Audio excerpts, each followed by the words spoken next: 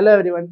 നമ്മൾ ഇന്ന് എക്കണോമിക് സുവോളജിയിലെ പെസ്റ്റിന്റെ ഒരു പുതിയ ചാപ്റ്റർ ആയിട്ട് ഒരു മൊഡ്യൂൾ ആയിട്ടാണ് നമ്മൾ എത്തിയിരിക്കുന്നത്. നമുക്ക് ആ ടോപ്പിക്ക് നല്ല ഡീൽ ചെയ്യാം. സോ നമ്മൾ ലാസ്റ്റ് ക്ലാസ്സിൽ പാരസൈറ്റോളജിയുടെ ഹ്യൂമൻ പെസ്റ്റിനെ കുറിച്ച് നമ്മൾ പഠിച്ചു കഴിഞ്ഞു. ഇനി നമ്മൾ പഠിക്കാൻ പോകുന്നത് അഗ്രികൾച്ചറൽ പെസ്റ്റിന്, അതായത് പ്ലാന്റ്സിനെ അറ്റാക്ക് ചെയ്യുന്ന ഏജൻസിന് ഏതൊക്കെയാണെന്നുള്ളതാണ്. ഇതിൽ മേജർ ആയിട്ട് വരുന്ന കാറ്റഗറി എന്ന് പറഞ്ഞാൽ ഇൻസെക്ട് പെസ്റ്റുകളാണ്. കൂടുതൽ പ്ലാന്റ്സിനെ അറ്റാക്ക് ചെയ്യുന്നത് ഇൻസെക്ട് പെസ്റ്റുകളാണ്. സോ നമ്മൾ ഇന്നത്തെ ക്ലാസ്സിൽ ഡീൽ ചെയ്യാൻ വേണ്ടി പോകുന്നത് ഇൻസെക്ട് പെസ്റ്റുകളും അവരുടെ കാറ്റഗറീസ്, അല്ല കുറച്ച് എക്സാമ്പിളുകൾ, നമ്മുടെ മേജർ അഗ്രികൾച്ചറൽ പ്രൊഡക്ട്സും അവരുടെ ഇൻഫെസ്റ്റേഷൻ എങ്ങനെയാണെന്നുള്ളതാണ്. ഈ പറഞ്ഞ പെസ്റ്റുകൾ അവർ ഇൻഫെസ്റ്റ് ചെയ്യുന്നത് എങ്ങനെയാണ്. മെയിൻലി നിങ്ങൾക്ക് ഈ സെമസ്റ്ററിൽ പഠിക്കാനുള്ളത് ഇവരുടെ ഡാമേജ് എങ്ങനെയാണ്, ഇവരുടെ ഡാമേജ് എന്താ, ക്യൂറേറ്റീവ് മെഷേഴ്സ് എന്തൊക്കെയാന്നുള്ളതാണ് പഠിക്കാനുള്ളത്. സോ നമുക്ക് തുടങ്ങാം. സോ പെസ്റ്റ് എന്താന്ന് വെച്ചിട്ട് നമുക്ക് തുടങ്ങാം. സോ പെസ്റ്റ് എന്ന് പറഞ്ഞാൽ എന്താ, ഒരു ഹാംഫുൾ സ്പീഷീസ് ആയിരിക്കും. അവരൊരു പർട്ടിക്കുലർ പോപ്പുലേഷൻ സൈസിന് മുകളിലേക്ക് പോയി കഴിഞ്ഞാൽ, ഒരു ത്രെഷോൾഡ് ലെവലിന്റെ മുകളിലേക്ക് പോയി കഴിഞ്ഞാൽ അത് ഹൈലി ഡിസ്ട്രക്റ്റീവ് ആയിട്ടുള്ള അഡ്വേഴ്സ് എഫക്റ്റുകൾ കൊണ്ടുവരും. അതിനാണ് നമ്മളൊരു പെസ്റ്റ് എന്ന് വിളിക്കുന്നത്. ഏതെങ്കിലും ഒരു ഹാംഫുൾ സ്പീഷീസ് അവരുടെ പോപ്പുലേഷൻ ഒരു ത്രെഷോൾഡ് ലെവലിന്റെ മുകളിലേക്ക് പോയി കഴിഞ്ഞാൽ ഹൈലി അഡ്വേഴ്സ് ആയിട്ടുള്ള എഫക്റ്റ് കൊണ്ടുവരും. അതിനാണ് നമ്മൾ പെസ്റ്റ് എന്ന് വിളിക്കുന്നത്. ഇനി നമുക്ക് പഠിക്കാനുള്ളത് ഡിഫറെന്റ് കാറ്റഗറീസ് ഓഫ് പെസ്റ്റ് ആണ്. ഫസ്റ്റത്തേതാണ് പൊട്ടൻഷ്യൽ പെസ്റ്റ്. അതായത് ഒരു പെസ്റ്റ് അല്ലെങ്കിൽ ഒരു ഓർഗാനിസം അവർക്ക് ഇൻഹെറിറ്റന്റ് ആയിട്ട് ഒരു ഡാമേജ് കോസ് ചെയ്യാനുള്ള കപ്പാസിറ്റി ഉണ്ട്. പക്ഷെ അവർ ഏതെങ്കിലും ഒരു പർട്ടിക്കുലർ സിറ്റുവേഷൻ വരെ, അല്ലെങ്കിൽ അവർക്കൊരു പെസ്റ്റ് സ്റ്റാറ്റസ് ഉണ്ട്, പക്ഷെ അവരുടെ ഒരു ഇൻറ്റ്യൂഷൻ അല്ലെങ്കിൽ ഒരു പർട്ടിക്കുലർ സിറ്റുവേഷൻ വന്നു കഴിഞ്ഞാൽ മാത്രമേ, ഏതെങ്കിലും ഒരു നാച്ചുറൽ കണ്ടീഷൻ അവർക്ക് ഫേവറബിൾ ആയിട്ടുള്ള ഒരു കണ്ടീഷൻ വന്നു കഴിഞ്ഞാൽ മാത്രം അവർ പെസ്റ്റ് സ്റ്റാറ്റസിലേക്ക് മാറും. അങ്ങനെയുള്ളവരെയാണ് എന്ത് വിളിക്കുന്നത്, പൊട്ടൻഷ്യൽ പെസ്റ്റ്. ഇനി അടുത്ത കാറ്റഗറി എന്ന് പറയുന്നത് കീ പെസ്റ്റ് ആണ്. ഒരു സ്പെസിഫിക് ആയിട്ടുള്ള ക്രോപ്പിന്റെ ഏറ്റവും കൂടുതൽ ഡാമേജ് ഉണ്ടാക്കുന്ന ആ പെസ്റ്റിനെ വിളിക്കുന്ന പേരാണ് കീ പെസ്റ്റ്. ഇപ്പം നമ്മൾ പറയാന്ന് വെച്ച് കഴിഞ്ഞാൽ ഇപ്പൊ തെങ്ങ്, കൊമ്പൻ ചെല്ലി, അപ്പം അവർക്ക് ഏറ്റവും കൂടുതൽ ഡാമേജ് കോസ് ചെയ്യുന്ന മെയിൻ ആയിട്ടുള്ള പെസ്റ്റിനെ വിളിക്കുന്ന പേരാണ് കീ പെസ്റ്റ്. മൂന്നാമത്തതാണ് ഒക്കേഷണൽ പെസ്റ്റ്. ഈ പറയുന്ന പെസ്റ്റ് എന്ന് പറഞ്ഞു കഴിഞ്ഞാൽ ഏതെങ്കിലും ഇപ്പം ഒരു ഇൻസെക്ട്, പക്ഷെ അത് നോർമലി പെസ്റ്റ് അല്ല, പക്ഷെ ചില സർട്ടൈൻ കണ്ടീഷൻ വരിക. ഇപ്പൊ ഏതെങ്കിലും ഒരു ഇൻസെക്ട് അത് ഒരു പ്ലാന്റിന് പെസ്റ്റ് ആണ്, പക്ഷെ വേറൊരു പ്ലാന്റിന്റെ പെസ്റ്റ് അല്ല. പക്ഷെ ഏതെങ്കിലും ഒരു കണ്ടീഷനിൽ, റിസോഴ്സ് ലിമിറ്റ് ചെയ്യുന്ന ഒരു കണ്ടീഷൻ, എൻവിറോൺമെന്റ് മാറുന്ന ഒരു കണ്ടീഷനിൽ അവർക്ക് അവരുടെ റിസോഴ്സ് അവൈലബിൾ അല്ലാതിരിക്കുന്ന സമയത്ത് അവർ മറ്റേതിനെ ഇൻഫെക്ട് ചെയ്യും. അതിനെ വിളിക്കുന്ന പേരാണെന്ത്, ഒക്കേഷണൽ പെസ്റ്റ്. അതിന് എന്തെങ്കിലും സ്പെസിഫിക് ഒക്കേഷൻ വന്നു കഴിഞ്ഞാൽ മാത്രം പെസ്റ്റ് ആയിട്ട് മാറുന്നു. നോർമലി പെസ്റ്റ് ആണ്, പക്ഷെ ഒക്കേഷനിൽ മാത്രം അത് വേറൊരു പ്ലാന്റിനും കൂടെ പെസ്റ്റ് ആയിട്ട് മാറും. ഇനി അടുത്തതാണ് റെഗുലർ പെസ്റ്റ്. റെഗുലർ പെസ്റ്റ് എന്ന് പറഞ്ഞു കഴിഞ്ഞാൽ ഇതൊരു പെസ്റ്റ് ആണ്, കണ്ടിന്യൂസ്ലി ഒരു പ്ലാന്റിന്റെ മുകളിൽ അറ്റാക്ക് ചെയ്യും, പക്ഷെ ഒരിക്കലും ആ പ്ലാന്റിന്റെ സ്റ്റാറ്റസ് അല്ലെങ്കിൽ ആ പ്ലാന്റിന്റെ ഡീഗ്രഡേഷനോ അല്ലെങ്കിൽ ഡെത്തോ കോസ് ചെയ്യില്ല. അവർ കണ്ടിന്യൂസ്ലി ഒരു പ്ലാന്റിന്റെ മുകളിൽ ഇൻഫെക്ട് ചെയ്യും, അവരിന്ന് ന്യൂട്രിയൻസും കാര്യങ്ങളൊക്കെ ഡിറൈവ് ചെയ്യും, പക്ഷെ ഒരിക്കലും ആ പ്ലാന്റിനെ കൊല്ലില്ല. സോ ആ കണ്ടിന്യൂസ്ലി ആ പ്ലാന്റിന്റെ മുകളിൽ തന്നെ കണ്ടിന്യൂസ്ലി സർവൈവ് ചെയ്യുന്നതാണ്. അവരുടെ അറ്റാക്ക് എപ്പോഴും ത്രെഷോൾഡ് ലെവലിന്റെ താഴെയും, അത് അറ്റാക്ക് ചെയ്തിട്ട് ആ ചെടീനെ അല്ലെങ്കിൽ പ്ലാന്റിനെ ഒക്കെ നശിപ്പിക്കില്ല. അവരെ ബയോട്ടിക് ലെവലിൽ തന്നെ നിർത്തി അവരുടെ ലൈഫ് ത്രെട്ടൻഡ് ആവാത്ത രീതിയിൽ അറ്റാക്ക് ചെയ്യുന്നതിനെയാണ് റെഗുലർ പെസ്റ്റ് എന്ന് വിളിക്കുന്നത്. ഇനി അടുത്തതാണ് എന്ത്, പേഴ്സിസ്റ്റന്റ് പെസ്റ്റ്. കീ പെസ്റ്റിൽ വരുന്ന ഒരു കാറ്റഗറിയാണ് ഈ പറയുന്ന പേഴ്സിസ്റ്റന്റ് പെസ്റ്റ്. അതായത് ഇവരെന്ന് പറഞ്ഞു കഴിഞ്ഞാൽ ഒരു പർട്ടിക്കുലർ ടൈമിൽ ഇവരുടെ പെസ്റ്റ് പ്രോപ്പർട്ടീസ് കാണിച്ച് അറ്റാക്ക് ചെയ്ത് ഈ പറഞ്ഞ പ്ലാന്റ്സിനൊക്കെ അറ്റാക്ക് ചെയ്ത് ജീവിക്കും. അത് കഴിഞ്ഞ ഒരു ഒക്കേഷൻ വന്നു കഴിഞ്ഞാൽ ഇവരെന്ത് ചെയ്യും, ഇനാക്റ്റീവ് ആയിട്ട് അവരുടെ ബോഡിയിൽ തന്നെ കിടക്കും. നമ്മളിപ്പം നേരത്തെ പാരസൈറ്റോളജിയിൽ ചില വേംസിന്റെ ഒക്കെ കേസ് പറഞ്ഞില്ലേ, അവരിടയ്ക്ക് വന്ന് പ്രശ്നങ്ങളൊക്കെ ഉണ്ടാക്കും, ബുദ്ധിമുട്ടുകൾ ഉണ്ടാക്കും, പിന്നെ കുറെ കാലത്തേക്ക് അവർ ഇനാക്റ്റീവ് ആയിരിക്കും, പിന്നെ വീണ്ടും വരും. അതേപോലെയാണ് ഇവിടെ പേഴ്സിസ്റ്റന്റ് പെസ്റ്റ്. അവരെപ്പോഴും ബോഡിയിലുണ്ട്, പക്ഷെ അവരുടെ അറ്റാക്കിംഗ് ടൈം എന്ന് പറഞ്ഞാൽ ഏതെങ്കിലും ഒരു പർട്ടിക്കുലർ ടൈമിൽ മാത്രമായിരിക്കും. ഇനിയാണ് എന്ത്, സ്പൊറാഡിക് പെസ്റ്റ്. അതൊരു ഒക്കേഷണൽ പെസ്റ്റ്, എപ്പോഴെങ്കിലും വരുന്ന പെസ്റ്റ് ആണ്. അത് അൺഎക്സ്പെക്റ്റഡ്, നമ്മൾ പോലും പ്രതീക്ഷിക്കാണ്ട്, അല്ലെങ്കിൽ ഇന്നൊരു പർട്ടിക്കുലർ എൻവിറോൺമെന്റിൽ നിന്നില്ല, നമ്മൾ അൺഎക്സ്പെക്റ്റഡ് ആയിട്ട് അതെന്ത് ചെയ്യും, പെട്ടെന്ന് ഇൻഫെക്ട് ചെയ്യും. ഒക്കേഷണൽ പെസ്റ്റ് ആണ്, ഏതെങ്കിലും സമയത്തേ വരുള്ളൂ, പക്ഷെ അതെന്ത് ചെയ്യും, അൺഎക്സ്പെക്റ്റഡ് ആയിട്ട് പെട്ടെന്ന് ഡിസീസ് കോസ് ചെയ്യും. അതാണ് സ്പൊറാഡിക് പെസ്റ്റ്. ഇനി മേജർ പെസ്റ്റ്. മേജർ പെസ്റ്റ് എന്ന് പറഞ്ഞു കഴിഞ്ഞാൽ നമ്മൾ കീ പെസ്റ്റ് പറഞ്ഞ പോലെ തന്നെ ഏറ്റവും കൂടുതൽ ഡാമേജ്, ഒരു പ്ലാന്റിന് ഏറ്റവും കൂടുതൽ ഡാമേജ് കോസ് ചെയ്യാൻ പറ്റുന്ന പെസ്റ്റിനെയാണ് നമ്മൾ മേജർ പെസ്റ്റ് എന്ന് പറഞ്ഞ് വിളിക്കുന്നത്.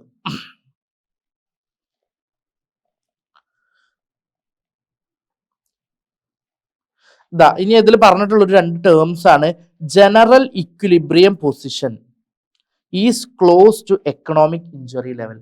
എക്കണോമിക് ഇഞ്ചുറി ലെവൽ എന്ന് പറഞ്ഞു കഴിഞ്ഞാൽ ആ ഒരു പർട്ടിക്കുലർ പ്ലാന്റിന് അഗെയിൻസ്റ്റ് ആയിട്ട് ഇവർ ഇഞ്ചുറി കോസ് ചെയ്ത് കഴിഞ്ഞാൽ അത് എക്കണോമിക് ലോസ് ഉണ്ടാക്കും എന്നുള്ളത്. സോ ഇവരുടെ ജനറൽ ഇക്വിലിബ്രിയം പൊസിഷൻ എന്ന് പറയുന്നത്, അതായത് ജനറലി ഇവരുണ്ടാക്കുന്ന ഡാമേജ് അത് എക്കണോമിക് ലോസിന്റെ ഇഞ്ചുറിക്ക് അടുത്താണെന്ന്. അതായത് സിംപ്ലി പറഞ്ഞു കഴിഞ്ഞാൽ അവർ ചുമ്മാ ചെറിയ രീതിയിൽ അറ്റാക്ക് ചെയ്ത് കഴിഞ്ഞാൽ പോലും അത് എക്കണോമിക് ലോസ് ഉണ്ടാക്കാൻ കാരണമായിരിക്കും. അതായത് അവർ ചെറിയ രീതിയിൽ ഇൻഫെക്ട് ചെയ്താൽ പോലും ആ പ്ലാന്റിന് നഷ്ടം വരും, അല്ലെങ്കിൽ എക്കണോമിക് ലോസ് ഉണ്ടാക്കുന്ന രീതിയിലാണ്. ഇനി മൈനർ പെസ്റ്റ് ആണ് the GEP lower than EIL, അതായത് നമ്മുടെ എക്കണോമിക് ഇഞ്ചുറി ലെവലിന് കുറവാണ്. അതായത് ചുമ്മാ അറ്റാക്ക് ചെയ്ത് കഴിഞ്ഞാൽ അത്ര എക്കണോമിക് ലോസ് ഒന്നും ഉണ്ടാവില്ല. അതായത് ഒരു പെസ്റ്റ് അറ്റാക്ക് ചെയ്യുന്നു, പക്ഷെ ആ പ്ലാന്റിന് അറ്റാക്ക് നടക്കുന്നുണ്ടെങ്കിലും പക്ഷെ അത്രമാത്രം വലിയ ഡാമേജ് ഒന്നുമില്ല, അല്ലെങ്കിൽ കൃഷി നഷ്ടം വരുന്നതൊക്കെ വളരെ കുറവാണ്. അതുകൊണ്ട് അങ്ങനത്തെ പെസ്റ്റിനെയാണ് എന്ത് വിളിക്കുന്നത്, മൈനർ പെസ്റ്റ്. ഇനി മോണോഫാഗസ് പെസ്റ്റാണ് പറയുന്നത്, അതായത് ഒരു സിംഗിൾ ഹോസ്റ്റ് പ്ലാന്റിനെ മാത്രം ഡിപ്പെൻഡ് ചെയ്ത് ജീവിക്കുന്ന പെസ്റ്റാണ് എന്ത്, മോണോഫാഗസ് പെസ്റ്റ്.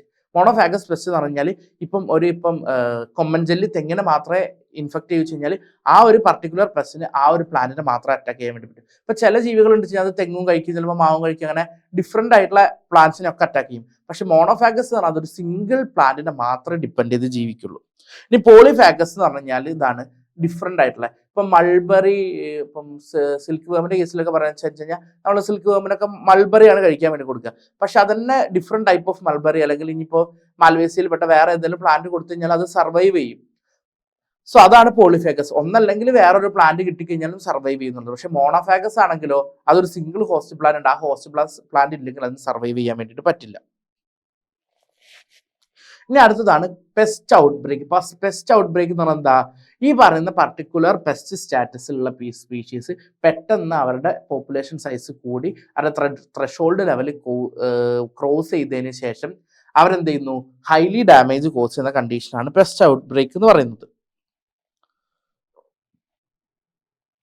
ഇനി ആ പറഞ്ഞ പെസ്റ്റ് ഔട്ട്ബ്രേക്കിനുള്ള മേജർ കാരണങ്ങൾ എന്തൊക്കെയാണെന്നുള്ളത് നോക്കിയാൽ, ഒന്നെന്ന് പറയുന്നത് ഫോറസ്റ്റ് ലാൻഡിനെ കൺവേർട്ട് ചെയ്തിട്ട് ലാൻഡ് യൂസ്, അതായത് നമ്മൾ അഗ്രികൾച്ചറൽ പർപ്പസിന് വേണ്ടിയിട്ട് കാട് വെട്ടിയിട്ട് നമ്മൾ കൃഷി സ്ഥലം ഉണ്ടാക്കുന്നത്.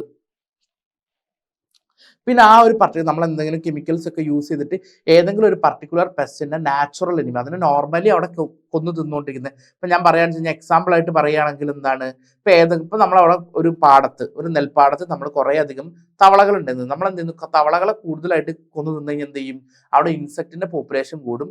സോ ഈ പറയുന്ന നെല്ലിനെ വന്ന് അറ്റാക്ക് ചെയ്യുന്ന ഇൻസെക്റ്റിന്റെ എണ്ണം കൂടും. അതേമാതിരി സോ അവിടുത്തെ നാച്ചുറൽ എനിമീന്റെ ലോസ് കാരണം അവിടെ പെസ്റ്റ് ഔട്ട് ബ്രേക്ക് ഉണ്ടാവാം.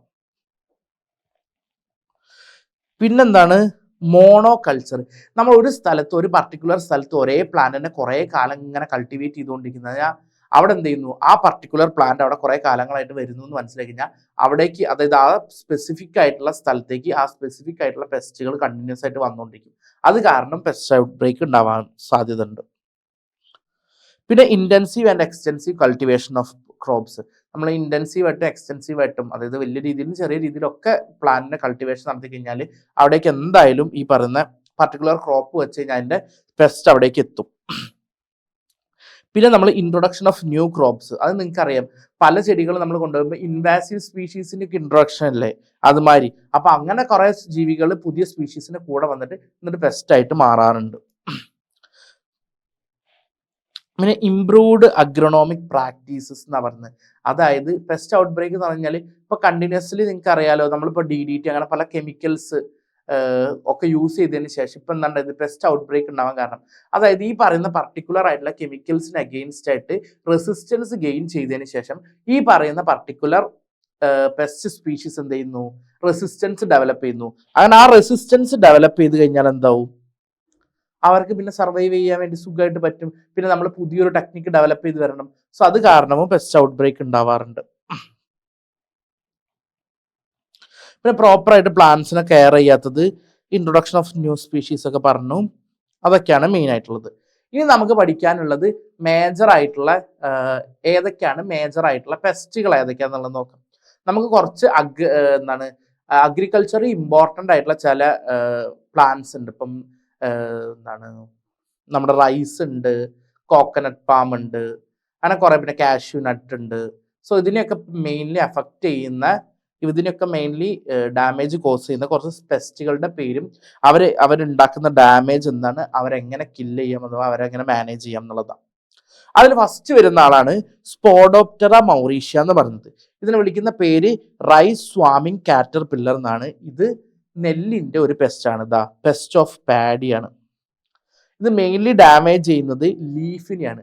അതായത് നമ്മുടെ നെല്ലിന്റെ ഇലേനെയാണ് ഇത് ഏറ്റവും കൂടുതൽ ഡാമേജ് ചെയ്യുന്നത്. ഇവർ ഡയറക്റ്റ് ഡെവലപ്മെന്റ്, അതായത് ഇവർക്ക് ലാർവൽ സ്റ്റേജ് ഒന്നുമില്ല. ഇവരുടേത് ഇൻകംപ്ലീറ്റ് മെറ്റമോർഫോസിസും ആണ്. അതായത് ഇവർ ഡെവലപ്പ് ചെയ്ത് വരുമ്പോൾ ഇൻകംപ്ലീറ്റ് ആയിട്ടാണ് മെറ്റമോർഫോസിസ് നടക്കുന്നത്. ഇതൊരു സ്പൊറാഡിക് പെസ്റ്റ് ആണ്. ഇത് മെയിൻലി കോസ് ചെയ്യുന്നത് ഡീഫോളിയേഷൻ ആണ്. ഡീഫോളിയേഷൻ എന്ന് പറഞ്ഞാൽ എന്താണ്? ഈ പറയുന്ന ഇലകളൊക്കെ കഴിച്ചതിന് ശേഷം ഈ ഇലകളൊക്കെ ഡ്രൈ ആയിട്ട് വീണ് പോകുന്നതാണ് ഡീഫോളിയേഷൻ.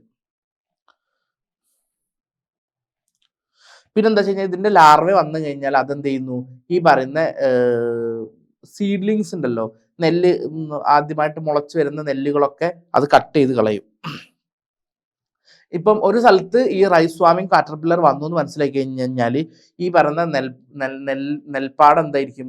നമ്മൾ പശുവിനെ കഴിച്ചു വിട്ട മാതിരി പകുതി ഇങ്ങനെ കുറ്റിച്ചെടിയായിട്ട് ഇരിക്കും. കാരണം ബാക്കി പാർഷൻ മുഴുവൻ അത് കട്ട് ചെയ്ത് ഒഴിവാക്കിയിട്ടുണ്ടോ. പിന്നെ എന്താ ചെയ്യുന്നത്? ഗ്രിഗേറിയസ് ഫീഡേഴ്സ്, അതായത് ലീഫ് കണ്ടിന്യൂസ് ആയിട്ട് ഇവർക്ക് എത്ര കഴിച്ചു കഴിഞ്ഞാലും ലീഫ് തികയില്ല. അങ്ങനെ കണ്ടിന്യൂസ് ആയിട്ട് ലീഫ് കഴിച്ചുകൊണ്ടിരിക്കുന്നേ ചെയ്യാം. പിന്നെ ലീഫ്ലെറ്റ്സ് ഭയങ്കര സ്റ്റംപ്, നല്ല ഹൈറ്റ് കുറഞ്ഞ് ഇങ്ങനെ കുറ്റി കുറ്റിയായിട്ടാണ് എപ്പോഴും ഇരിക്കുന്നത്. ഇനി ഇവരെ മാനേജ് ചെയ്യാൻ നമുക്ക് എന്തൊക്കെയാണ് ചെയ്യുന്നത് എന്നുള്ളത് നോക്കാം. ഡ്രെയിൻ വാട്ടർ ആൻഡ് സ്പ്രേ ക്ലോറോഫൈറിനോസ് ആണ് സ്പ്രേ ചെയ്യേണ്ടത്. പിന്നെന്താ വെച്ച് കഴിഞ്ഞാൽ നമ്മൾ ഈ പറഞ്ഞ പാഡി ഫീൽഡ് ഉണ്ടല്ലോ, അവിടെ തങ്ങി കിടക്കുന്ന വെള്ളമൊക്കെ ഒഴിവാക്കുക. ഇതാണ് ഒരു ഇത്. പിന്നെ വേണമെങ്കിൽ ഫിസിക്കൽ റിമൂവൽ, കൈകൊണ്ട് ഈ പറഞ്ഞ അതിൻ്റെ മുകളിൽ ഉണ്ടെങ്കിൽ അതിനടുത്ത് പെറുക്കി ഒഴിവാക്കാൻ വേണ്ടി പറ്റും. പക്ഷെ അതൊരു ആക്റ്റീവ് ആയിട്ടുള്ളതല്ല. പിന്നെ ഇനിയുള്ള ഒരു ആക്റ്റീവ് ആയിട്ടുള്ള മെത്തേഡ് എന്ന് പറഞ്ഞാൽ നമുക്ക് ഡക്ലിങ്സ് ഉണ്ടെങ്കിൽ, അതായത് താറാവൊക്കെ ഉണ്ട് വെച്ച് കഴിഞ്ഞാൽ അതിനെന്ത് ചെയ്യാം? ഈ നെൽപ്പാടത്തേക്ക് ഇറക്കി വിടും. സോ അവർ കുറെ പിടിച്ച് കഴിച്ചോളും. പിന്നെ DDTയോ BHCയോ അല്ലെങ്കിൽ എൻഡോസൾഫാൻ, അതൊക്കെ നിരോധിച്ച സാധനങ്ങളാണ്. അതൊക്കെ വേണമെങ്കിൽ സ്പ്രേ ചെയ്ത് കഴിഞ്ഞാൽ കൺട്രോൾ ചെയ്യാൻ വേണ്ടിയിട്ട് പറ്റും. പിന്നെന്താ വെച്ച് കഴിഞ്ഞാൽ രണ്ടാമത്തെ ഒരു മെത്തേഡ്, ഈ പറയുന്ന നെൽപ്പാടം ഫുൾ ബണ്ട് കെട്ടിയിട്ട് നമ്മൾ എന്ത് ചെയ്യുക? ഫുൾ അതിൽ വെള്ളം നിറയ്ക്കുക. സോ അവനെ കംപ്ലീറ്റ്ലി വെള്ളം നിറച്ചു കഴിഞ്ഞാൽ ഈ പറയുന്ന നെൽച്ചെടികളൊക്കെ വെള്ളത്തിൽ മുങ്ങും. ആ വെള്ളത്തിൽ മുങ്ങുമ്പോൾ ഓട്ടോമാറ്റിക്കലി എന്തായിരിക്കും? ഈ പറയുന്ന വേംസ് അല്ലെങ്കിൽ ഇതിന്റെ ലാർവൽ സ്റ്റേജ് ഒക്കെ എന്തായിരിക്കും? വെള്ളത്തിൽ പൊന്തി കിടക്കും. അപ്പൊ ഈ പറയുന്ന ബേർഡ്സ്, ബാക്കി ആനിമൽസിനൊക്കെ ഈ ലാർവ എക്സ്പോസ്ഡ് ആവുന്നു. സോ അവർ വന്ന് കഴിച്ചോളും. പിന്നെ ഈ ലീഫിലുള്ള ഇതിനെ കില്ല് ചെയ്യാൻ വേണ്ടിയിട്ട് നമുക്ക് കെറോസിൻ വാട്ടർ, അതായത് മണ്ണെണ്ണി വെള്ളം കൂടെ മിക്സ് ചെയ്ത് മെല്ലെ സ്പ്രേ ചെയ്ത് കൊടുത്തു കഴിഞ്ഞാൽ കുറെ കില്ല് ചെയ്യാൻ വേണ്ടിയിട്ട് പറ്റും.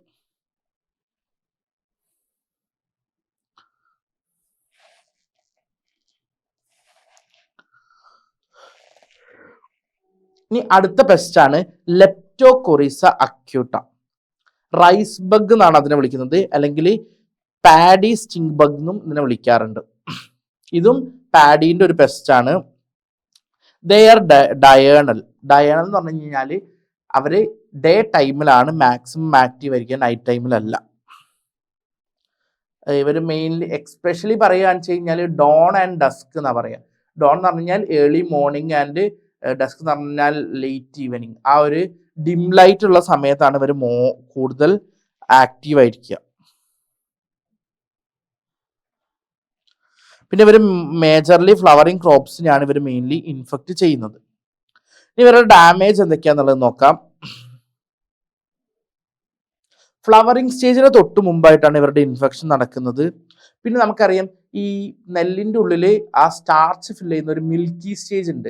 അതായത് നെൽക്കതിരിന്റെ ഉള്ളിൽ മിൽക്കി ഫ്ലൂയിഡ് ആയിട്ട് അത് ഫില്ല് ചെയ്യുന്ന സമയമുണ്ട്. അതായത് ഫ്ലവേഴ്സ് ഒക്കെ മാറി അതിൻ്റെ ഉള്ളിൽ ആ പതിരൊക്കെ വന്ന് അതിൻ്റെ ഉള്ളിൽ സ്റ്റാർച്ചി ഫ്ലൂയിഡ് ഫില്ല് ചെയ്യുന്ന ടൈമുണ്ട്. ആ ടൈമിലാണ് ഇവരുടെ ഇൻഫെക്ഷൻ ഏറ്റവും കൂടുതൽ നടക്കുക. ഇവരുടെ നിംഫ് സ്റ്റേജ്, അതായത് ലാർവൽ സ്റ്റേജും അതുപോലെ അഡൽട്ട് സ്റ്റേജും രണ്ടും ഡിസ്ട്രക്റ്റീവ് ആണ്. ഇവർ മെയിൻലി കഴിക്കുന്നത് ഈ മിൽക്കി ഗ്രെയിൻസിന്റെ സാപ്പ് സക്ക് ചെയ്തിട്ട് ഈ പറയുന്ന നെല്ലിന്റെ പെടങ്ങളും ലീഫുമാണ് ഇവർ ഏറ്റവും കൂടുതൽ ഡാമേജ് ഉണ്ടാക്കുക. പിന്നെ ഈ പറയുന്ന മാതിരി സ്റ്റെമ്മിന്റെ മുകളിൽ നിന്ന് സ്റ്റെൻഡർ സാപ്പും ഇവർ മെയിൻലി കഴിക്കാറുണ്ട്. ഇത് ഇൻഫെക്ട് ചെയ്ത് കഴിഞ്ഞ് കഴിഞ്ഞാൽ ഈ പറയുന്ന ലീഫിലും സ്റ്റെമ്മിലൊക്കെ യെല്ലോ കളേർഡ് സ്പോട്ട് നമുക്ക് കാണാൻ വേണ്ടി പറ്റും. പിന്നെ ചാഫി ഗ്രെയിൻസ് ആണ് ഇതിന്റെ ഒരു ഇത്. ചാഫി ഗ്രെയിൻസ് എന്ന് പറഞ്ഞാൽ നെല്ലുണ്ടായിരിക്കും, പക്ഷെ അതിൻ്റെ ഉള്ളിൽ എന്തുണ്ടാവില്ല?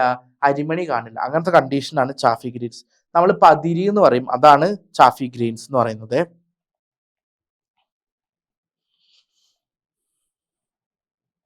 ഇതിന്റെ കൺട്രോൾ മെഷേഴ്സ് എന്തൊക്കെയാന്നുള്ളത് നോക്കിക്കഴിഞ്ഞാൽ നെറ്റിംഗ് ഓർ ലൈറ്റ് ട്രാപ്സ്, അതായത് നെറ്റ് കെട്ടിയിട്ട് ലൈറ്റ് ട്രാപ്സ് ഒക്കെ വെക്കുന്നത് ചില സമയങ്ങൾ കുറച്ച് രീതിയിൽ ഹെൽപ്പ് ചെയ്യാറുണ്ട്. പിന്നെ വീഡ്സ് ആയിട്ടുള്ള പ്ലാന്റ്സിനൊക്കെ ഒഴിവാക്കുക. DDT BHC എല്ലാത്തിലും പ്രിഫർ ചെയ്തിട്ടുള്ളതാണ്. പിന്നെ ലൈറ്റ് ട്രാപ്സ്, ഇത് ലൈറ്റിനോട് അട്രാക്ട് ചെയ്യുന്നതിന് ലൈറ്റ് ട്രാപ്സ് വെച്ച് ട്രാപ്പ് ചെയ്യാൻ വേണ്ടി പറ്റും.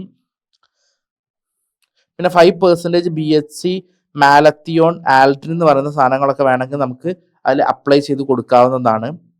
പിന്നെ അതിന്റെ ബയോളജിക്കൽ കൺട്രോൾ ഉണ്ട്. ഇതിന്റെ natural എനിമിനായിട്ടുള്ള രണ്ടാൾക്കാരുണ്ട്, tiger ബീറ്റിലും robber ഫ്ലൈസും. Tiger ബീറ്റിലിനെയും robber ഫ്ലൈസിനും എന്ത് ചെയ്താൽ മതി, ഈ സ്ഥലങ്ങളിലേക്ക്, ഇത് ഇൻഫെക്ട് ചെയ്ത സ്ഥലങ്ങളിലേക്ക് നമ്മൾ ഇൻട്രൊഡ്യൂസ് ചെയ്ത് കൊടുത്തു കഴിഞ്ഞാൽ ഈ ടൈഗർ ബീറ്റിലും റോബർ ഫ്ലൈസും ഇതിന്റെ പോപ്പുലേഷൻ റെഡ്യൂസ് ചെയ്ത് തരും.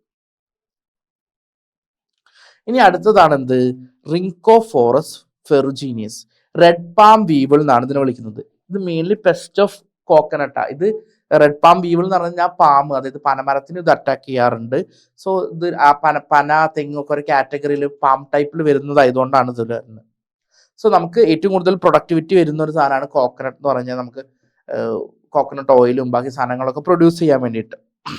സോ ഇതിന്റെ ഡാമേജ് എന്താണെന്ന് വെച്ച് കഴിഞ്ഞാൽ മെയിൻലി ഈ ഹോൾസ് ഇൻ ട്രങ്ക് റീജിയൻ, അതായത് ആ പറഞ്ഞ ക്രൗൺ റീജിയനിൽ ചെറിയ ചെറിയ ഹോൾസ് ഉണ്ടാക്കി അതിൽ നിന്ന് ഒരു ബ്രൗണിഷ് കളർ ടാനിൻ മരത്തെ, നമ്മൾ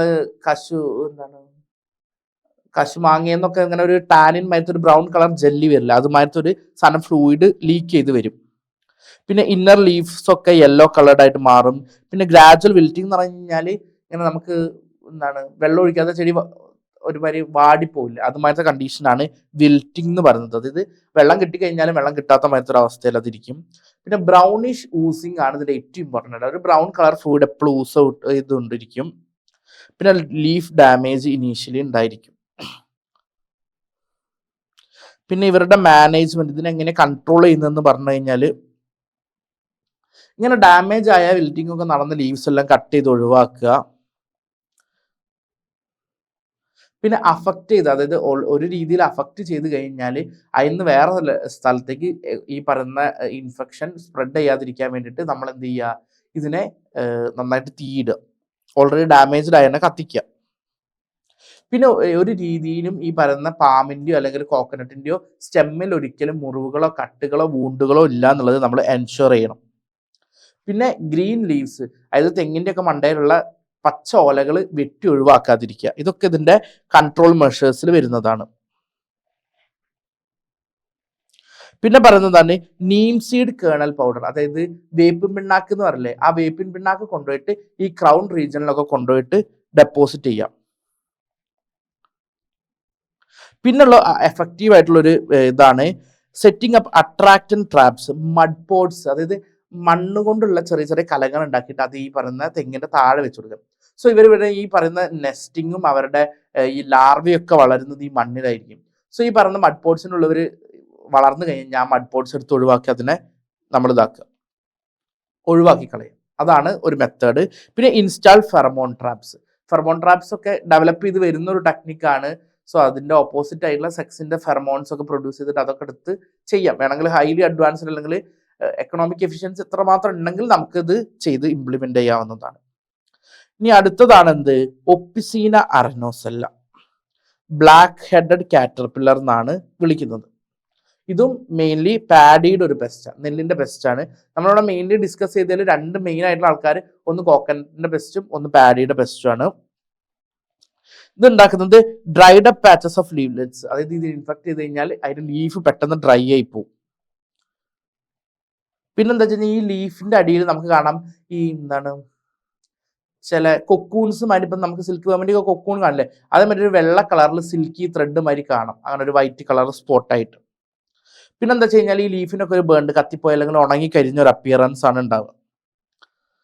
പിന്നെന്താ വെച്ച് കഴിഞ്ഞാൽ ഇതിന്റെ മാനേജ്മെന്റ് എന്ന് പറഞ്ഞു കഴിഞ്ഞാൽ ഒരു പാരസൈറ്റോയിഡ് വാസ്പ് ഉണ്ട്, അതിന് നമുക്ക് അവിടേക്ക് റിലീസ് ചെയ്യാം. ഇതൊരു നാച്ചുറൽ കൺട്രോൾ, ഒരു ബയോളജിക്കൽ കൺട്രോൾ മെത്തേഡാണ്. അതായത് ഈ പറയുന്ന പാരസൈറ്റോയിഡ് എന്ത് ചെയ്യുന്നു, ഈ പറയുന്ന ബ്ലാക്ക് ഹെഡഡ് കാറ്റർപില്ലറിന്റെ ബോഡിയിൽ പോയിട്ട് എഗ് ലേ ചെയ്യും. സോ അത് ഈ പറയുന്ന കാറ്റർപില്ലർ ഇതിനെ കൊണ്ട് നടക്കുന്നു. ദെൻ ഈ എഗ് ഹാച്ച് ഔട്ട് ആയിട്ട് ഈ പറയുന്ന പാരസൈറ്റോയിഡ് വാസ്പ് വരുമ്പം ഇത് അതിനെ ഈറ്റ് ചെയ്യുന്നു. സോ ആ കാറ്റർപില്ലർ അവിടെ നശിച്ചു പോകുന്നു. അതാണ് മേജർ കാര്യം. പിന്നെ ചെയ്യാൻ വേണ്ടി പറ്റുന്നത് അതേമാതിരി തന്നെ കുറച്ച് വേറെ പ്രിഡേറ്റേഴ്സ് ഉണ്ട്, സ്പൈഡർ, റെഡോവിഡ് ബഗ്സ്, ഇതൊക്കെ ഇതിന്റെ നാച്ചുറൽ എനിമീസാണ്. അവരെയൊക്കെ കൊണ്ടുപോയിട്ട് നമുക്ക് അവിടെ റിലീസ് ചെയ്യാൻ വേണ്ടി പറ്റുന്നുണ്ട്. പിന്നെ അവിടെ വഴി ഈ പറഞ്ഞ ഉണങ്ങി കരിഞ്ഞ ലീഫുകളൊക്കെ അതിന്റെ മുകളിൽ അതൊക്കെ എടുത്ത് മാറ്റുക. പിന്നെ മാലത്തിയോൺ നമുക്ക് വേണമെങ്കിൽ സ്പ്രേ ചെയ്ത് കൊടുക്കാൻ വേണ്ടി പറ്റും.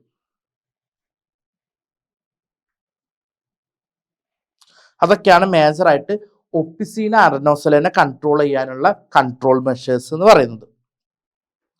ഇനി ഏറ്റവും ഇമ്പോർട്ടൻ്റ് ആയിട്ടുള്ള കാര്യമാണ് അസേറിയ ഗുറെറോണിസ് എന്ന് പറയുന്നത്. അതാണ് നിങ്ങൾക്ക് എല്ലാവർക്കും ഫെമിലിയർ ആയിട്ടുള്ള ഒരാളാണ്. ഇത് നമ്മുടെ കോക്കനട്ടിന്റെ എറിയോഫിഡ് മൈറ്റ് ആണ്. ഇതൊരു മൈറ്റ് ആണ് ഇൻഫെക്ട് ചെയ്യുന്നത്. നമുക്ക് എല്ലാവർക്കും അറിയുന്ന ഒരു ഡിസീസാണ് മണ്ടരി എന്ന് പറഞ്ഞു കേൾക്കുന്നത്. ആ മണ്ടരിയെ കോസ് ചെയ്യുന്ന ആളാണ് എന്ത്, അസേറിയ ഗുറെറോണിസ് എന്ന് പറയുന്നത്. അതൊരു മൈറ്റ് ആണ്, അതൊരു ഇൻസെക്ട് അല്ല, മൈറ്റ് കാറ്റഗറിയിൽ പെടുന്ന ആളാണ്. ഇത് മെയിൻലി ചെയ്യുന്നത് എന്താ വെച്ച് കഴിഞ്ഞാൽ ടെൻഡർ ആയിട്ടുള്ള നട്ട്സ്, അതായത് ഇളനീരൊക്കെ അല്ലേ, ആ ഇളനീരിൽ നിന്നൊക്കെ അതിന്റെ സാപ്പ് എല്ലാം വലിച്ചു കുടിക്കും. ഇത് മെയിൻലി ഈ മൈറ്റ്സ് എല്ലാം സാപ്പ് ഫീഡേഴ്സ് ആണ്. ഇനി ഇനേഷ്യൽ ആയിട്ടുള്ള സിംറ്റംസ് എന്തൊക്കെയാന്ന് പറഞ്ഞു കഴിഞ്ഞാൽ ഒരു ട്രയാങ്കുലർ ഓർ പെയിൽ യെല്ലോ കളറുള്ള പാച്ചസ് ഈ പറയുന്ന മാതിരി ലീഫിലും പെരിയാന്തിലും ഒക്കെ കണ്ടു തുടങ്ങും. പിന്നെ ഈ പറയുന്ന നെക്രോട്ടിക് ടിഷ്യൂ, അതായത് ലീഫിലും ബാക്കി കാര്യങ്ങളൊക്കെ ഈ പറഞ്ഞ മാതിരി ഒരു black colour dried up patches വരും. അതിനാണ് നെക്രോട്ടിക് ടിഷ്യൂസ് എന്ന് വിളിക്കുന്നത്. ബ്രൗൺ കളർ പാച്ചസ് വരും. ലോഞ്ചിറ്റ്യൂഡിനൽ ഫിഷസ്, ഈ ഓലയിലൊക്കെ ഇങ്ങനെ തന്നെ സ്പ്ലിറ്റിങ് മാതിരി വന്നിട്ട് ഇങ്ങനെ ബ്രേക്ക് നമുക്ക് കാണാൻ വേണ്ടിയിട്ട് പറ്റും. പിന്നെ റെഡ്യൂസ്ഡ് സൈസ് ഇൻ കൊപ്ര കണ്ടന്റ്, അതായത് ഈ പറയുന്ന തേങ്ങ നമുക്ക് വളർന്ന് കിട്ടിക്കഴിഞ്ഞാൽ അതിലുണ്ടാവുന്ന കൊപ്രേന്റെ എമൗണ്ട് ഭയങ്കര കുറവായിരിക്കും. പിന്നെ നമുക്ക് കണ്ടു കഴിഞ്ഞാൽ അറിയാം, ഈ മണ്ടരി ബാധിച്ച തേങ്ങ കിട്ടിക്കഴിഞ്ഞാൽ അതിനൊരു ഡീഫോർമേഷൻസ്, എന്തെങ്കിലും ഒരു വൈകല്യം അതിന് നോർമൽ തേങ്ങയെന്ന് ഒരു ഷേപ്പിനോ സൈസിനോ ഒക്കെ ഒരു വ്യത്യാസം ഉണ്ടായിരിക്കും. പിന്നെ മേജറായിട്ട് ഇത് മേജറായിട്ട് അഫക്ട് ചെയ്യുന്നത് ഈ കരിക്ക് ഇളനീർ ആ സ്റ്റേജിലാണ് ഈ പറയുന്ന നട്ട്സിനെയാണ് ഇത് മെയിൻലി ബാധിക്കുന്നത്. ഇനി ഇതിനുള്ള ബയോ പെസ്റ്റിസൈഡ്സ് ആയിട്ട് യൂസ് ചെയ്യുന്നത് നീം ഓയിൽ, അതായത് വേപ്പെണ്ണ, അതായത് അരിവേപ്പ് എടുക്കുന്ന ഒരു ഓയിലുണ്ട്, അതിന്റെ സീഡിൽ നിന്ന് കിട്ടുന്ന ഒരു ഓയിൽ, അത് അപ്ലൈ ചെയ്ത് കൊടുക്കാം. അതേമാതിരി ഗാർലിക് സോപ്പ് എമൽഷൻ, അതായത് നമ്മുടെ വെളുത്തുള്ളി ചതച്ചതും സോപ്പ് എമൽഷനും കൂടി മിക്സ് ചെയ്തുണ്ടാക്കുന്നത്, അത് സ്പ്രേ ചെയ്ത് കൊടുത്തിട്ടും നമ്മൾ യൂസ് ചെയ്യാറുണ്ട്. പിന്നെ ഇതിൽ ഇതേമാതിരി തന്നെ യൂറിയ, അതേമാതിരി സൂപ്പർ ഫോസ്ഫേറ്റ്, മ്യൂറിയേറ്റ്, പൊട്ടാഷ്, ഇതൊക്കെ പാടെ യൂസ് ചെയ്തിട്ട് അതും നമ്മൾ പൗഡർ ചെയ്ത് കൊടുക്കാറുണ്ട്, അതിന് ലാർവൽ സ്റ്റേജിനൊക്കെ കില്ല് ചെയ്യാൻ വേണ്ടിയിട്ടുള്ളത്. പിന്നെ നീം കേക്ക്, അതായത് നമുക്ക് വേപ്പ് പിണ്ണാക്ക് എന്ന് പറയുന്ന സാധനം മണ്ണിൽ അതിന്റെ തെങ്ങിന്റെ തടത്തിലെല്ലാം ഇട്ടിട്ട് അതിട്ട് കവർ ചെയ്യുന്ന ഒരു പരിപാടിയും വരുന്നുണ്ട്. പിന്നെ ബൊറാക്സും ജിപ്സും കൂടെ മിക്സ് ചെയ്ത് മാംഗനീസ് സൾഫേറ്റ്സിന്റെ കൂടെ മിക്സ് ചെയ്തിട്ട് ആഡ് ചെയ്യുന്നുണ്ട്. പിന്നെ ഇതിന്റെ ബയോളജിക്കൽ കൺട്രോൾ പറയുന്നത് ഹിറ്റ്സെല്ല തോംസോണി എന്ന് പറയുന്ന ഒരു മൈറ്റ് ഉണ്ട്. അതായത് ഈ മൈറ്റിനെ അറ്റാക്ക് ചെയ്യുന്ന ഒരു ഫംഗസ്, അതായത് ഈ പറയുന്ന പർട്ടിക്കുലർ മൈറ്റ് ആണല്ലോ അസറേറിയ ഗുറോണിസ് എന്ന് പറയുന്നത്, അതിനെ അറ്റാക്ക് ചെയ്യുന്ന ഒരു ഫംഗസ് ആണിത്. ആ ഫംഗസിന് നമ്മൾ ബയോളജിക്കലി ഇൻട്രൊഡ്യൂസ് ചെയ്ത് കഴിഞ്ഞാലും ഇതിനെ കൺട്രോൾ ചെയ്യാൻ വേണ്ടിയിട്ട് പറ്റും. ഇനി അടുത്ത ആളാണെന്ത്, കോസ്മോപൊളൈറ്റ് സോർഡസ്. ഇതിനെ വിളിക്കുന്ന പേര് ബനാന വീവിൾ എന്നാ, അതായത് നമ്മുടെ തണ്ടു തുരപ്പൻ അതിനെ പറയുക. അതായത് വാഴേന്റെ ഒക്കെ സെന്ററിൽ ഉണ്ടാകുന്ന ആ സ്റ്റെമ്മിൽ സ്റ്റെം ബോററാണ്, അവിടെ ചെറിയ ചെറിയ ഹോൾസ് ഉണ്ടാക്കും. സോ ഇത് ഇൻഫെക്ട് ചെയ്ത് കഴിഞ്ഞാൽ പെട്ടെന്ന് സ്റ്റെം വീക്ക് ഉണ്ടാവും. നിങ്ങൾക്ക് അറിയാം, ഓൾറെഡി ബനാനയുടെ സ്റ്റെം ഭയങ്കര വീക്കെൻഡ് ആണ്, അതിൽ കുറെ ഹോൾസും കൂടെ വീണ് പോറസ് ആയി കഴിഞ്ഞാൽ അത് പെട്ടെന്ന് ഒടിഞ്ഞു വീഴും. ഇതിന്റെ ഏറ്റവും കൂടുതൽ ഡിസ്ട്രക്റ്റീവ് ആയിട്ടുള്ള സ്റ്റേജ് എന്ന് പറയുന്നത് ഗ്രബ്സ്, അതായത് ലാർവൽ സ്റ്റേജ് ഓഫ് ഈ പറയുന്ന കോസ്മോപൊളൈറ്റ് സോർഡിസിനെ വിളിക്കുന്ന പേര് ഗ്രബ്സ് എന്നാണ്. പിന്നെ എന്താ വെച്ച് കഴിഞ്ഞാൽ ഇവർ ഇൻഫെക്ട് ചെയ്യുന്ന സ്റ്റേജ് ഇവരെ നമുക്ക് കാണാൻ വേണ്ടി പറ്റില്ല. ഇവരൊരു ബനാന ട്രീയുടെ റൈസോം, അതായത് നമുക്കറിയാം കിഴങ്ങ് പോർഷനിൽ, ആ കിഴങ്ങ് പോർഷനിലാണ് ഇവർ ഇൻഫെക്ട് ചെയ്യുക. എന്നിട്ട് അതിനുശേഷം അവിടുന്ന് ആ പറയുന്ന റൂട്ട് സിസ്റ്റത്തിൽ നിന്ന് ഇൻഫെക്ട് ചെയ്തിട്ട് അവരെ സ്റ്റെമ്മിന്റെ ഉള്ളിലേക്ക് ബോർ ചെയ്ത് പോവുക ചെയ്യുക.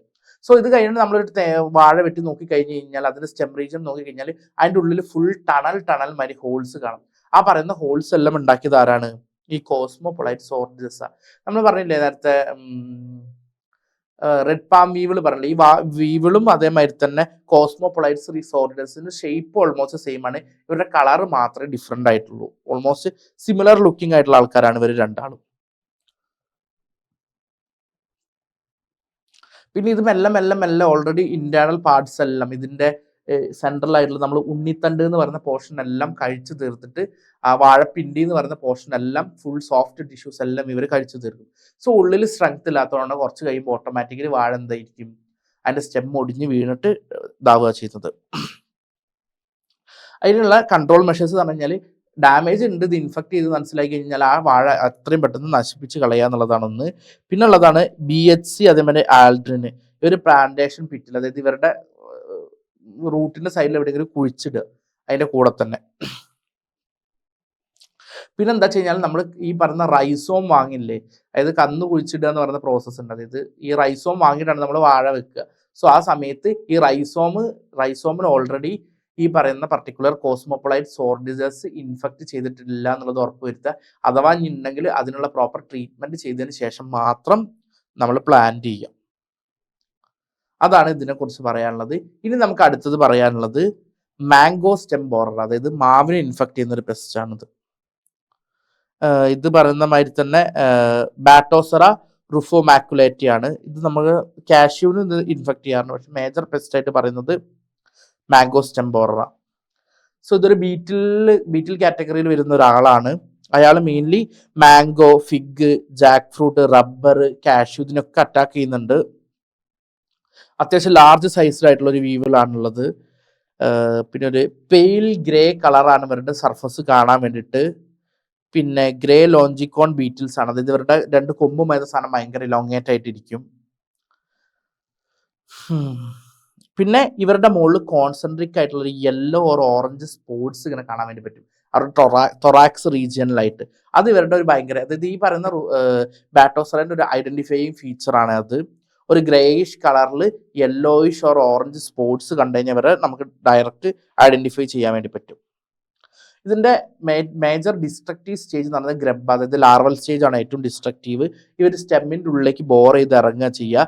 അതേമാതിരി തന്നെ ഇതിന്റെ മാംഗോന്റെയും കാഷ്യൂവിന്റെ ഒക്കെ ഉള്ളിൽ ഈ പറയുന്ന മാതിരി ടണൽസും ആയിരുന്ന വുഡി ടിഷ്യൂസിനൊക്കെ കാർവ് ചെയ്ത് കഴിക്കും വരും. പിന്നെ എന്താ വെച്ച് കഴിഞ്ഞാൽ ചില സമയത്തിൽ ചിലപ്പോൾ ബ്രാഞ്ചസിൽ മാത്രം ഇൻഫെക്ഷൻ കോസ് ചെയ്യും, ചിലപ്പോൾ ഫുൾ പ്ലാന്റിനെ തന്നെ ഇൻഫെക്ഷൻ കോസ് ചെയ്യും. ഇതിന് മെയിൻലി ചെയ്യാനുള്ളത് എന്താണെന്ന് വെച്ച് കഴിഞ്ഞാൽ ഈ സ്റ്റെമ്മിലോ അതേപോലെ തന്നെ ഇവരുടെ ബ്രാഞ്ചസിലോ കുഞ്ഞു കുഞ്ഞു ഹോൾസ് കണ്ടു കഴിഞ്ഞാൽ നമ്മൾ എന്ത് ചെയ്യണം, ഈ കോട്ടൺ എടുത്തിട്ട് അതിൽ മണ്ണെണ്ണ സോക്ക് ചെയ്തതിന് ശേഷം ആ ഹോൾസിലെല്ലാം നമ്മൾ എന്ത് ചെയ്ത് കൊടുക്കുക, നമ്മൾ മെല്ലെ ഇംപർഗ്നേറ്റ് ചെയ്ത് കൊടുക്കുക. സോ ആ കെറോസിൻ അതിൻ്റെ ഉള്ളിൽ കൂടെ യൂസ് ഔട്ട് ചെയ്ത് ഈ പറഞ്ഞ പർട്ടിക്കുലർ പെസ്റ്റിനെ കില്ല് ചെയ്തോളും. പിന്നെ injection of chloroform, carbon disulphide, endrin, methyl parathion എന്ന് പറയുന്ന സാധനങ്ങളൊക്കെ സ്റ്റെമ്മിലേക്ക് ഇഞ്ചക്ട് ചെയ്ത് കൊടുക്കാറുണ്ട് ഇതിനെ കില്ല് ചെയ്യാൻ വേണ്ടിയിട്ട്. പിന്നെ ചില കണ്ടീഷനിൽ ചെയ്യാറുള്ളത് എന്താ വെച്ച് കഴിഞ്ഞാൽ ഈ പറയുന്ന ഹോൾസ് കണ്ടു കഴിഞ്ഞാൽ ഈ ഹോൾസ് നമ്മൾ പുറത്തുനിന്ന് മഡോ അല്ലെങ്കിൽ ക്ലേയോ നമ്മൾ മെല്ലെ ഡോ മാരി കുഴച്ചെടുത്തിട്ട് തന്നെ ആ ഹോൾസ് കംപ്ലീറ്റ്ലി ക്ലോസ് ചെയ്യുക. സോ അത് അതിൻ്റെ ഉള്ളിൽ ട്രാപ്പ് ചെയ്തിട്ട് എയറേഷൻ കിട്ടാണ്ട് ഡെഡായി പോകുന്ന കണ്ടീഷൻസും നമുക്ക് ക്രിയേറ്റ് ചെയ്യാൻ വേണ്ടി പറ്റും. ഇനി അടുത്ത ബെസ്റ്റ് വരുന്നതാണ് എന്ത്, ഡാക്കസ് ഡോർസാലിസ് ഓർ ബാറ്റോസറ SP. ഇത് ഫ്രൂട്ട് ഫ്ലൈ ആണ്. ഇത് ഇൻഫെക്ട് ചെയ്യുന്നത് മാംഗോനെയാണ്, മാംഗോ ട്രീനെയാണ് മെയിൻലി ഇൻഫെക്ട് ചെയ്യുന്നത്. Mango fruit fly or oriental fruit fly എന്നാണ് ഇതിനെ വിളിക്കുന്ന പേര്. ഇതിന്റെ ഡാമേജിങ് സ്റ്റേജ് എന്ന് പറയുന്നത് മെഗോഡ്സ് ആണ്. മെഗോഡ്സ് എന്ന് പറഞ്ഞു കഴിഞ്ഞാൽ നമ്മൾ നേരത്തെ ഗ്രബ് എന്ന് പറഞ്ഞില്ലേ, ഇതിന്റെ യങ് വൺ സ്റ്റേജിനെ വിളിക്കുന്ന പേരാണ് എന്ത്, മെഗോഡ്സ്. ഈ മെഗോഡ്സ് ഏറ്റവും കൂടുതൽ ഡാമേജ് കോസ് ചെയ്യുന്നത് ഫ്രൂട്ടിലാണ്. ഇത് മെയിൻലി നമുക്കറിയാം, നമ്മളിപ്പോൾ കുറേ അധികം മാങ്ങകളൊക്കെ നമ്മൾ പുറമെ കടകളിൽ നിന്നൊക്കെ വാങ്ങുമ്പോൾ മാങ്ങ കട്ട് ചെയ്ത് നോക്കുമ്പോൾ ചിലപ്പോൾ മാങ്ങേൻ്റെ ഉള്ളിൽ പുഴു കാണുന്നത്. സോ അതെല്ലാം കാരണക്കാരനായിട്ടുള്ളത് ഈ പറയുന്ന ഫ്രൂട്ട് ഫ്ലൈ ആണ് ഇതിനുള്ള മേജർ ആയിട്ടുള്ള റീസൺ. സോ ഇതിനെ കൺട്രോൾ ചെയ്യുന്ന മെഷർ എന്താണെന്നുള്ളത് നോക്കിക്കഴിഞ്ഞാൽ മാലത്തിയോൺ അഥവാ മൊളാസസ്, നമ്മൾ മദർ ലിക്വർ എന്ന് പറയുന്ന സാധനമല്ലേ, അതെല്ലാം വെച്ചിട്ട് ഫ്രൂട്ടിന്റെ റൈപ്പനിങ് പീരീഡ്, അതായത് നിങ്ങൾക്കറിയാലോ നമ്മൾ ഈ മാങ്ങ പഴുക്കാനൊക്കെ വെക്കുമ്പോൾ ഈ സാധനം വെച്ചിട്ട് വൈപ്പ് ചെയ്തിട്ട് വേണം തുടയ്ക്കാൻ വേണ്ടിയിട്ട്, അല്ലെങ്കിൽ കായ പിടിച്ച് തുടങ്ങുന്ന സമയത്ത് അത് സ്പ്രേ ചെയ്ത് കൊടുക്കണം. അതാണ് ഇതിനുള്ള ആകെയുള്ള ഒരു കൺട്രോൾ മെഷർ എന്ന് പറയുന്നത്. ഇനി നമുക്ക് ലാസ്റ്റ് ആയിട്ട് വരുന്ന ഒരു പെസ്റ്റാണ് റൈസ് വീവിൾ അഥവാ സൈറ്റോഫിലസ് ഒറൈസെ എന്ന് പറയുന്നത്. ഇത് മെയിൻലി റൈസ് വീവിൾ എന്നാണ് വിളിക്കുന്നതെങ്കിലും ഇത് ഒരുപോലെ പെട്ട സ്റ്റോർഡ് ഗ്രെയിൻസിലെല്ലാം വരും. സ്റ്റോർഡ് ഗ്രെയിൻസ് പറഞ്ഞാൽ അറിയാലോ, ഇപ്പൊ കടല, ഉഴുന്ന് അങ്ങനെയുള്ള എല്ലാം നമ്മൾ ടിന്നിലാക്കി വെക്കുന്ന എല്ലാ ഗ്രെയിൻസ് കാറ്റഗറിയിൽ വരുന്ന എല്ലാത്തിനും വരുന്ന ഒരു വീവിളാണ് റൈസ് വീവിൾ എന്ന് പറയുന്നത്. സൈറ്റോഫിലസ് ഒറൈസ്. അത് വളരെ സൈസ് ഭയങ്കര കുറവായിരിക്കും. ഇവരുടെ ലാർവൽ സ്റ്റേജ് ആണ് ഇവർ ഗ്രെയിൻസിന്റെ ഉള്ളിലേക്ക് ബോർ ചെയ്ത് പോയിട്ട് അവരുടെ ഇന്റീരിയർ സർഫസിലുള്ള നമ്മുടെ സ്റ്റാർച്ചി പോർഷനിൽ നമ്മൾ കണ്ടന്റ് ആയിട്ട് കഴിക്കുന്ന തോട് മാത്രം അവിടെ ഉണ്ടാവും, ഉള്ളിലെ സ്റ്റാർച്ച് പോർഷൻ ഫുള്ള് ഇവർ കഴിച്ചിട്ടുണ്ടോ. സോ ഇൻകംപ്ലീറ്റ് ഡിസ്ട്രക്ഷൻ ആണ് കോസ് കംപ്ലീറ്റ് ഡിസ്ട്രക്ഷൻ, അതായത് ആ ഉള്ളിലുള്ള കണ്ടന്റ് ഫുൾ അവർ ഡിസ്ട്രോയ് ചെയ്തിട്ടുണ്ടോ. അതിനുവേണ്ടി നമുക്ക് ചെയ്യാൻ പറ്റുന്ന കൺട്രോൾ മെഷേഴ്സ് എന്ന് പറഞ്ഞു കഴിഞ്ഞാൽ എല്ലാ ഗ്രെയിൻസും സ്റ്റോർ ചെയ്യുന്നതിന് മുമ്പ് നമ്മൾ പ്രോപ്പറായിട്ട് എന്ത് ചെയ്യണം, നന്നായിട്ട് വെയിലത്തിട്ട് ഉണക്കണം. സോ പ്രോപ്പർ സൺ ഡ്രൈയിങ് ചെയ്ത് കഴിഞ്ഞാൽ ഈ പറയുന്ന ഈ വീവിൾസിന്റെ ഒന്നും ലാർവൽ സ്റ്റേജിന് സർവൈവ് ചെയ്യാൻ വേണ്ടി പറ്റില്ല. പിന്നെന്താ വെച്ച് കഴിഞ്ഞാൽ ഗോഡൗൺസ് ആയാലും ഇന്നത്തെ സ്റ്റോറേജ് സ്പേസ് ഒക്കെ ആണെന്ന് വെച്ച് കഴിഞ്ഞാലും എല്ലാം പ്രോപ്പറായിട്ട് ക്ലീൻ ചെയ്തതിന് ശേഷം മാത്രം ചെയ്യുക. ഇനി അങ്ങനെ ചെയ്യാന്ന് വെച്ച് കഴിഞ്ഞാൽ അതിന് മുമ്പ് ഫ്യൂമിഗേഷൻ ചെയ്യുക. പ്രോപ്പറായിട്ട് ഫ്യൂമിഗേഷൻ ചെയ്തതിന് ശേഷം മാത്രം സ്റ്റോർ ചെയ്യുക. അത്രയാണ് നമുക്ക് മേജറായിട്ട് പഠിക്കാനുള്ള പെസ്റ്റുകളും അവരുടെ ഡാമേജസും. അപ്പം നിങ്ങൾ എക്സാം ഒക്കെ പ്രിപ്പയർ ചെയ്യുമ്പം ഇവരുടെ ഡാമേജും കൺട്രോൾ മെഷറും ആണ് കാര്യമായിട്ട് ചോദിക്കുന്നത്. ഇവിടെ ജസ്റ്റ് ഫീച്ചേഴ്സിൽ 1-2 എഴുതാം, പക്ഷെ ഡാമേജും കൺട്രോൾ മെഷേഴ്സും ഇപ്പോൾ തന്നത് വളരെ കണ്ടന്റ് കുറച്ചിട്ടാണ്. അപ്പോൾ അതെല്ലാം മാക്സിമം ഇൻകോർപ്പറേറ്റ് ചെയ്തിട്ട് എഴുതുക. സോ അതോടുകൂടി നമ്മുടെ മേജർ പെസ്റ്റുകളുടെ കാറ്റഗറി കഴിഞ്ഞിട്ടുണ്ട്. Okay, thank you.